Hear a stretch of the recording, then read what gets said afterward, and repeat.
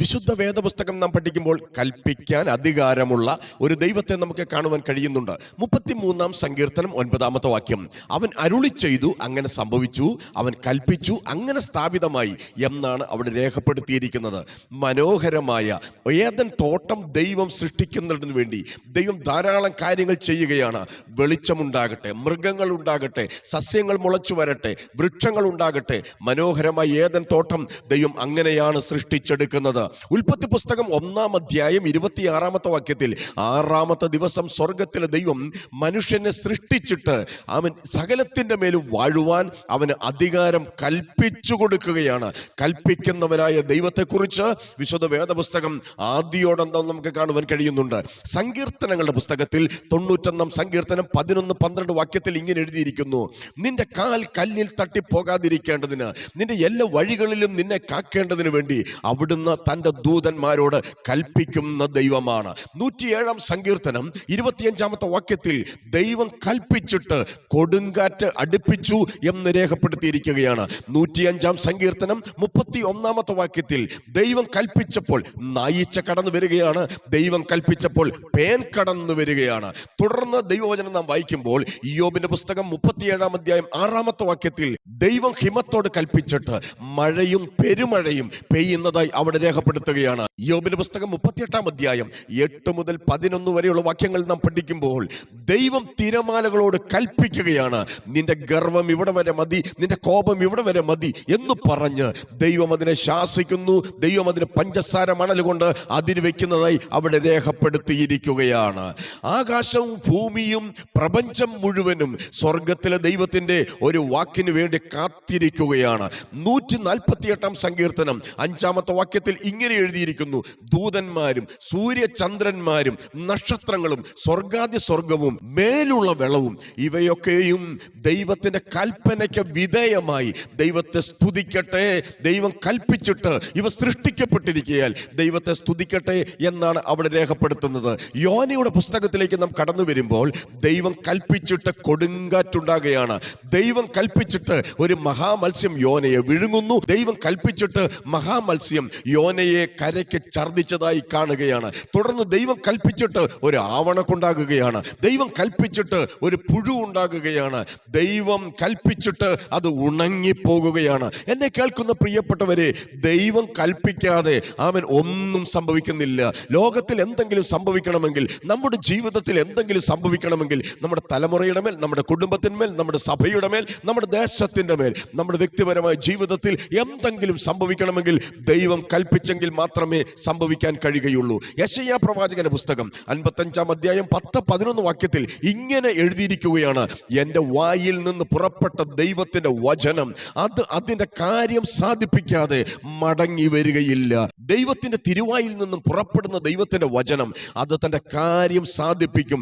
ദൈവത്തിന്റെ കൽപ്പനകൾ അതിന്റെ കാര്യം സാധിപ്പിച്ചിട്ടേ മടങ്ങി വരികയുള്ളൂ എന്ന് പറഞ്ഞാൽ, ദൈവത്തിന്റെ വചനമാകുന്ന സിംഹക്കുട്ടിയെ ദൈവം അഴിച്ചുവിടുമ്പോൾ ഇരയില്ലാതെ മടങ്ങി വരത്തില്ല എന്നത്രേ അവിടെ അർത്ഥമാക്കുന്നത്. ആമേൻ. യെശയ്യാ പ്രവാചകന്റെ പുസ്തകം 43-ാം അധ്യായം 6-ാമത്തെ വാക്യത്തിൽ, ഞാൻ വടക്കിനോട് തരിക എന്നും തെക്കിനോട് തടഞ്ഞു വെക്കരുതെന്നും ദൈവം കൽപ്പിക്കും ദൈവമാണ്. ഈ ദിവസങ്ങളിൽ ചിലതിനോട് തടഞ്ഞു വെക്കരുതെന്ന്, തരിക എന്ന് കൽപ്പിക്കുന്നവനായ ദൈവം എന്നോട് ചോദിച്ചു കൊള്ളുക, ജാതികളെ ഞാൻ നിനക്ക് അവകാശമായി തരാം, ഭൂമിയുടെ അറ്റങ്ങളെ ഞാൻ നിനക്ക് കൈവശമായി തരാം എന്ന് പറഞ്ഞ ദൈവം നമുക്ക് വേണ്ടി ചിലത് കൽപ്പിക്കാൻ തുടങ്ങുകയാണ്. പാഴും ശൂന്യമായി കിടന്ന ഭൂമിയിൽ നിന്നും മനോഹരമായ ഒരു പ്രപഞ്ചത്തെ ദൈവം സൃഷ്ടിച്ചെടുത്തെങ്കിൽ, നമ്മുടെ ജീവിതം പാഴും ശൂന്യമായി കിടക്കുകയാണെങ്കിൽ, ആഴത്തിന്മേൽ ഇരുളുണ്ടെങ്കിൽ, ദൈവം ചിലത് കൽപ്പിക്കുമ്പോൾ അത് മനോഹരമായി തീരുവാൻ പോകുകയാണ്. എത്ര പേർ വിശ്വസിക്കുന്നുണ്ട്? ഞാൻ അവരെ ഓർത്ത് ദൈവത്തിന് സ്തോത്രം ചെയ്യുകയാണ്. ദൈവത്തിന്റെ വചനം തുടർന്ന് നാം പഠിക്കുമ്പോൾ കർത്താവ് കൽപ്പിച്ചു, കർത്താവിന്റെ കൽപ്പന എന്നുള്ള വിഷയത്തെക്കുറിച്ച് നാം ചിന്തിച്ചു വരുമ്പോൾ യോഹന്നാന്റെ സുവിശേഷം 2-ാം അധ്യായം 5-ാമത്തെ വാക്യത്തിൽ ഇങ്ങനെ എഴുതിയിരിക്കുന്നു, അവൻ എന്തെങ്കിലും കൽപ്പിച്ചാൽ അങ്ങനെ ചെയ്യുവീൻ. കാനാവിലെ കല്യാണത്തിന് യേശു ക്രിസ്തുവിനെയും അമ്മയായ മറിയയെയും തന്റെ ശിഷ്യന്മാരെയും പ്രിയപ്പെട്ടവരെയും കല്യാണത്തിന് ക്ഷണിക്കുകയാണ്. യേശുവിന്റെ അമ്മയാണ് അങ്ങനെ പറയുന്നത്. യേശു എന്തെങ്കിലും കൽപ്പിച്ചാൽ അതാണ് ചെയ്യേണ്ടത്. യേശുവിന്റെ വാക്കിന് അവൻ ശിഷ്യന്മാർ കിണറ്റിൽ കിടന്ന വെള്ളം കോരി അവൻ 6 കൽപാത്രങ്ങളിൽ നിറച്ചു കഴിഞ്ഞപ്പോൾ യേശുവിന്റെ വാക്ക് അനുസരിച്ചവർക്ക് വേണ്ടി, യേശു കൽപ്പിച്ചത് ചെയ്തവർക്ക് വേണ്ടി ആ വീട്ടിലെ പച്ചവെള്ളം വീഞ്ഞാക്കി വിരുന്നുവാഴി രുചിച്ചു നോക്കി. അവൻ അത് വിളമ്പുകാരുടെ കൈകളിൽ കൊടുക്കുകയാണ്. വീഞ്ഞായി തീർന്ന വെള്ളം എന്ന് അവിടെ രേഖപ്പെടുത്തിയിരിക്കുന്നു. കർത്താവിന്റെ നാമം മഹത്വം എടുക്കുകയാണ്. കർത്താവിന്റെ കൽപ്പന അനുസരിക്കാൻ എത്ര പേർ തയ്യാറാകും?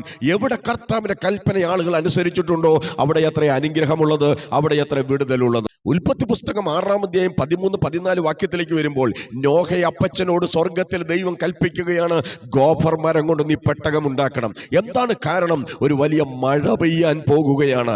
അന്ന് വരെ ഭൂമിയിലെങ്ങും മഴ പെയ്തിട്ടില്ല. നിലത്തെ മഞ്ഞ് പൊങ്ങിയാണ് ഭൂമിയെ നനച്ചു വരുന്നത്.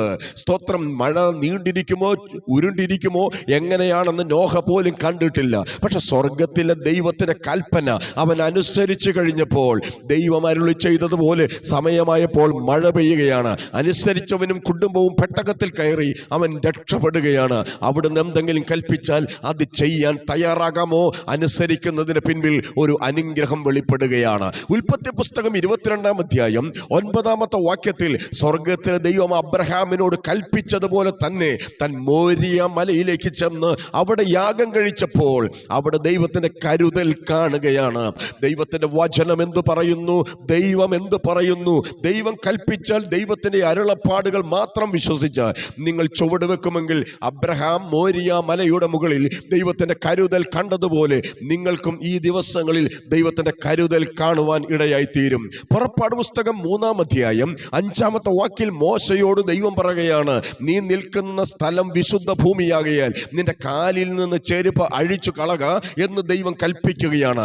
ജോഷുവയോടും ദൈവം അങ്ങനെ തന്നെ കൽപ്പിക്കുന്നുണ്ട്. ജീവിതത്തിൽ ചില അശുദ്ധിയുള്ളത്, പാപപ്രവർത്തികൾ, നമ്മുടെ ജീവിതത്തിൽ ബലഹീനമായത്, നമ്മുടെ ജീവിതത്തിൽ ദൈവത്തിൽ നിന്ന് അകറ്റിക്കളയുന്ന, ദൈവസന്നിധിയിൽ നിൽക്കുവാൻ കഴിയാതെ ആയിത്തീരുന്ന എന്തെങ്കിലും ഉണ്ടെങ്കിൽ അത് ജീവിതത്തിൽ നിന്ന് ഒന്ന് ഗിവപ്പ് ചെയ്യാൻ, ഉപേക്ഷിക്കുവാൻ, അഴിച്ചു കളയാൻ തയ്യാറാകാമോ? സ്വർഗത്തിലെ ദൈവം തന്റെ വെളിപ്പാടുകൾ, ദൈവത്തിന്റെ ശുശ്രൂഷകൾ, ദൈവത്തിന്റെ വടി, ദൈവ ശബ്ദം നമ്മെ കേൾപ്പിച്ച അധികാരത്തോടെ ദൈവം പുറപ്പെടുവിക്കുവാൻ ഇടയായി തീരും. 1 രാജാക്കന്മാരുടെ പുസ്തകം 17-ാം അധ്യായം നാം പഠിക്കുമ്പോൾ അതിന് 4 മുതൽ 9 വരെയുള്ള വാക്യങ്ങൾ പഠിക്കുമ്പോൾ ദൈവത്തിന്റെ കൽപ്പന അനുസരിച്ച ഏലിയാവിന് വേണ്ടി ദൈവം ഇങ്ങനെ പറയുകയാണ്, അപ്പം രാവിലെയും വൈകിട്ടും തന്ന് പോഷിപ്പിക്കേണ്ടതിന് ഞാൻ കാക്കയോട് കൽപ്പിച്ചിരിക്കുന്നു. നീ സാരാഭത്തിലേക്ക് പോകുക, ഞാൻ വിധവയോട് കൽപ്പിച്ചിരിക്കുന്നു. ദൈവത്തിന്റെ ദൂതനോട് ദൈവം കൽപ്പിച്ചിരിക്കുന്നു. ദൈവത്തിന്റെ കൽപ്പനകളും വിധികളും ചട്ടങ്ങളും നീ പ്രമാണിക്കാമോ? ദൈവം എന്തെങ്കിലും കൽപ്പിച്ചാൽ അവൻ മേല് കീഴ് നോക്കാതെ, ഇടം വലം ചിന്തിക്കാതെ, നിന്റെ ബുദ്ധിയുടെ മൂശയിൽ അതിനെ വിശകലനം ചെയ്ത് തള്ളിക്കളയാതെ ഒരു കൊച്ചുകുഞ്ഞിനെ പോലെ, ഒരു ഭോഷനെ പോലെ അതിനെ അനുസരിക്കാൻ തയ്യാറാകാമോ? ഏലിയാവ് കാണുകയാണ്, കാക്കയാൽ താൻ പുലർത്തപ്പെടുന്നു, വിധവയാൽ താൻ പുലർത്തപ്പെടുന്നു, ദൈവത്തിന്റെ ദൂതനാൽ താൻ പുലർത്തപ്പെടുകയാണ്. അതുകൊണ്ട് ദൈവത്തിന്റെ കൽപ്പന ചോദ്യം ചെയ്യാതെ അനുസരിക്കുന്ന ദൈവമക്കൾക്ക് എക്കാലത്തും അത് അനുഗ്രഹം തന്നെയത്രേ. യെഹെസ്കേലിന്റെ പുസ്തകം 37-ാം അധ്യായം 4 മുതൽ 10 വരെയുള്ള വാക്യങ്ങൾ നാം പഠിക്കും. അസ്ഥി താഴ്വരയിൽ കൊണ്ടം നിർത്തിയിട്ട് പറയുകയാണ്, നീ അസ്ഥിയോട് പ്രവചിക്കാൻ കൽപ്പിക്കുകയാണ്. അവൻ കാറ്റിനോട് പ്രവചിക്കുകയാണ്, അസ്ഥിയോട് പ്രവചിക്കുകയാണ്, 4 കാറ്റിനോട് അവൻ പ്രവചിക്കുകയാണ്. അവൻ ദൈവം കൽപ്പിച്ചതുപോലെ പ്രവചിച്ചു കഴിഞ്ഞപ്പോൾ അസ്ഥിയോട് ചേർന്നു, മാംസം വന്നു, ത്വക്ക് വന്നു, രക്തധമനികൾ ദൈവം വെച്ചു പിടിപ്പിച്ചു. ദൈവം മൂക്കിൽ ജീവശ്വാസം ഊതി കഴിഞ്ഞപ്പോൾ ജീവനുള്ളൊരു സൈന്യമായി തീരുകയാണ്. ദൈവം നിന്നോട് പറഞ്ഞാൽ അസാധ്യങ്ങളെ നോക്കിക്കൊണ്ട് ദൈവം പറഞ്ഞത് ചെയ്യുവാൻ തയ്യാറായാൽ, ദൈവം കൽപ്പിച്ചത് ശിരസ വഹിച്ച് 100% പൂർണ്ണമായി അനുസരിക്കാൻ തയ്യാറായാൽ, ഉണങ്ങിയ അസ്ഥികളെ ഒരു സൈന്യമാക്കി തീർത്ത ദൈവം ഇന്നും നമുക്ക് വേണ്ടി ജീവിക്കുന്നുണ്ട്. മത്തായിയുടെ സുവിശേഷം 8-ാം അധ്യായം 8-ാമത്തെ വാക്യം ഞാൻ പ്രസംഗിക്കുന്ന വചനത്തെ പൂർണ്ണമായി അടിവരയിട്ട് ന്യായീകരിക്കുന്ന, തെളിയിക്കുന്ന ഒരു വചനമാണ്. അവിടെ ഇങ്ങനെ എഴുതിയിരിക്കുന്നു, അവിടുന്ന് ഒരു വാക്ക് കൽപ്പിച്ചാൽ എൻ്റെ ബാല്യക്കാരന് സൗഖ്യം വരും. അങ്ങൊരു പ്രാർത്ഥന ചൊല്ലേണ്ട കാര്യമില്ല, അങ്ങൊരു പ്രസംഗം പറയേണ്ട കാര്യമില്ല, അങ്ങനെ വീട്ടിൽ വരേണ്ട കാര്യമില്ല. കാരണം അവിടുന്ന് അധികാരമുള്ള ദൈവമാണ്. അങ്ങ് ഒറ്റ വാക്ക് പറഞ്ഞാൽ മതിയാകും. അങ്ങനെ സംഭവിക്കട്ടെ എന്ന്, ആമേൻ എന്ന് പറഞ്ഞാൽ, അങ്ങനെ തന്നെ എന്ന് പറഞ്ഞാൽ എൻ്റെ ബാല്യക്കാരന് സൗഖ്യം വരികയാണ്. യേശു നിന്റെ വിശ്വാസം നിന്നെ രക്ഷിച്ചിരിക്കുന്നു. നീ സമാധാനത്തോടെ പോയിക്കൊള്ളുക, വിശ്വാസത്തോടെ പോയിക്കൊള്ളുക. ഓ, രക്ഷപ്പെട്ടിരിക്കുന്നു എന്ന് പറഞ്ഞ സമയത്ത് ആ വീട്ടിൽ ചെന്ന് ശതാധിപൻ കാണുകയാണ്, അതുപോലെ തന്നെ സംഭവിച്ചിരിക്കുന്നു. സൗഖ്യം വന്നുമിരിക്കുകയാണ്. അതുകൊണ്ട് ഇന്ന് കർത്താവ് നിങ്ങളെ നോക്കി ഒരൊറ്റ വാക്ക് പറഞ്ഞാൽ മതി, നിങ്ങളുടെ രോഗം സൗഖ്യമാകും, പൈശാചിക ബന്ധനങ്ങൾ അഴിയും, കടഭാരങ്ങൾ മാറും. ആമേൻ. ബലഹീനമുള്ള അവസ്ഥയെല്ലാം മാറി അനുഗ്രഹത്തിലേക്ക്, നന്മയിലേക്ക്, വിടുതലിലേക്ക് ദൈവം നിന്നെ കരം പിടിച്ച് നടത്തുവാൻ ഒറ്റ വാക്ക് കർത്താവ് പറഞ്ഞാൽ മതിയാകും. ശതാധിപൻ പറഞ്ഞ പോലെ പറഞ്ഞാട്ടെ, കർത്താവ് ഒരു വാക്ക് പറഞ്ഞാൽ മതിയാകും. എനിക്ക് സൗഖ്യമാണ്, എനിക്ക് വിടുതലാണ്, എനിക്ക് അനുഗ്രഹമാണ്, എനിക്കത് വലിയ നന്മയായി മാറുവാനിടയായി തീരും. മത്തായിയുടെ സുവിശേഷം 14-ാം അധ്യായം 19-ാമത്തെ വാക്യത്തിൽ കർത്താവ് ഇങ്ങനെ പറയുകയാണ്, പച്ചപ്പുല്ലിന്മേൽ പന്തി പന്തിയായി ഇരിപ്പാൻ കൽപ്പിക്കുകയാണ്. കർത്താവ് പറഞ്ഞതുപോലെ 50ഉം 100ഉം വീതമുള്ള പന്തിയായി നിരന്നിരുന്ന് കഴിഞ്ഞപ്പോൾ കർത്താവ് 5 അപ്പം കൊണ്ട് 2 മീൻ കൊണ്ട് 5000 പോഷിപ്പിച്ച് 12 കൂട്ട ശേഷിപ്പെടുക്കുകയാണ്. എന്താണ് കാരണം? കർത്താവ് പറഞ്ഞത് അനുസരിച്ച് അവർ വിശ്വാസത്തോടെ ഇരിക്കാൻ തയ്യാറായതുകൊണ്ടാണ്. മർക്കോസിന്റെ സുവിശേഷം 5-ാം അധ്യായം 41 മുതൽ 43 വരെയുള്ള വാക്യത്തിൽ പള്ളിപ്രമാണിയായ യായിറോസിന്റെ കുഞ്ഞ് ദീനം പിടിച്ച് മരിക്കുകയാണ്. പക്ഷെ കർത്താവ് ആമേൻ ഒരു വാക്ക് കൽപ്പിച്ചപ്പോൾ, തലീതാ കൂമി എന്ന് പറഞ്ഞപ്പോൾ മരിച്ച കുഞ്ഞ് ഉയർത്തെഴുന്നേറ്റെങ്കിൽ കർത്താവിന്റെ കൽപ്പനയുടെ മുമ്പിൽ മരിച്ചവർ ഉയർത്തെഴുന്നേൽക്കുവാനിടയായി തീരും. മർക്കോസിന്റെ സുവിശേഷം 5-ാം അധ്യായം 7-8 വാക്യങ്ങൾ, 9-ാം അധ്യായം 25-26 വാക്യങ്ങൾ വായിക്കുമ്പോൾ കർത്താവിന്റെ വാക്കിന് മുമ്പിൽ അശുദ്ധാത്മാക്കൾ വിട്ടുമാറി, ആമൻ ഭൂതഗ്രസ്തർ സൗഖ്യമായി എന്ന് അവിടെ രേഖപ്പെടുത്തിയിരിക്കുകയാണ്.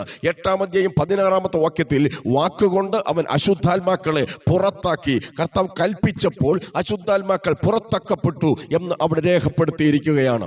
ഒടുവിലായിട്ട് മത്തായി സുവിശേഷം 28-ാം അധ്യായം അതിന് 18 മുതൽ 20 വരെയുള്ള വാക്യങ്ങൾ പറഞ്ഞ് ഞാൻ നിർത്താം. സ്വർഗത്തിലും ഭൂമിയിലും സകല അധികാരവും എനിക്ക് നൽകപ്പെട്ടിരിക്കുകയാണ്.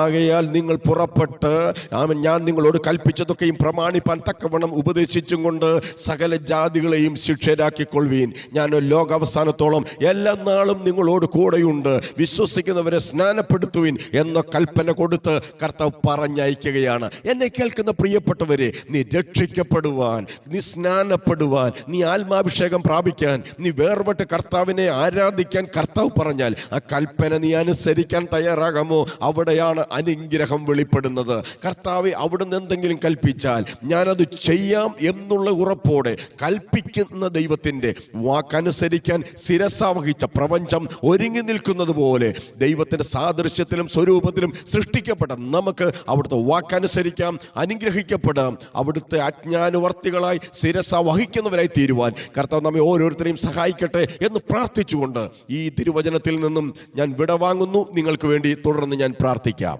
പരിശുദ്ധനായ ദൈവമേ, സ്വർഗസ്ഥനായ നല്ല കർത്താവേ, നല്ല സമയത്തിനായി നന്ദിയോടെ സ്തോത്രം. കൽപ്പിക്കുന്നവനായൊരു ദൈവത്തെക്കുറിച്ച്, അത് അനുസരിച്ചവരായ അവിടുത്തെ ജനത്തെക്കുറിച്ച്, ആമേൻ, അനുസരിക്കുന്ന പ്രിയപ്പെട്ടവർക്ക് വരുന്ന അനുഗ്രഹത്തെക്കുറിച്ച്, വിടുതലുകളെക്കുറിച്ച്, നന്മകളെക്കുറിച്ച് ഞങ്ങളെ കേൾപ്പിച്ച കൃപകൾക്കായി നന്ദിയോടെ സ്തോത്രം. അവൻ എന്തെങ്കിലും കൽപ്പിച്ചാൽ അത് ചെയ്യുവീൻ എന്ന മറിയയുടെ വാക്ക് ഞങ്ങൾ വിശ്വസിച്ച് അപ്രകാരം ചെയ്ത കനാവിലെ കല്യാണ വീട്ടിലെ കുറവുകൾ പരിഹരിക്കപ്പെട്ടതുപോലെ, അനുഗ്രഹിക്കപ്പെട്ടതുപോലെ ഞങ്ങളും ആയിത്തീരുവാൻ സഹായിക്കണമേ കർത്താവേ. അവിടുന്ന് ഒരു വാക്ക് പറഞ്ഞാൽ അതതിൻ്റെ കാര്യം സാധിപ്പിക്കാതെ മടങ്ങി വരികയില്ലല്ലോ. അവിടുന്ന് ഒരു വാക്ക് പറഞ്ഞാൽ ഞങ്ങളുടെ അവസ്ഥകൾ മാറും എന്ന് ഞങ്ങൾ പൂർണ്ണമായി വിശ്വസിക്കുന്നു. അവിടുന്ന് ചിലത് കൽപ്പിക്കണമേ, അവിടുന്ന് ചിലത് അരുളി ചെയ്യണമേ എന്ന് ഞങ്ങൾ പ്രാർത്ഥിക്കുന്നു. അവിടുന്ന് എല്ലായ്പ്പോഴും ഞങ്ങളുടെ പ്രാർത്ഥന കേട്ടതിനായി സ്തോത്രം.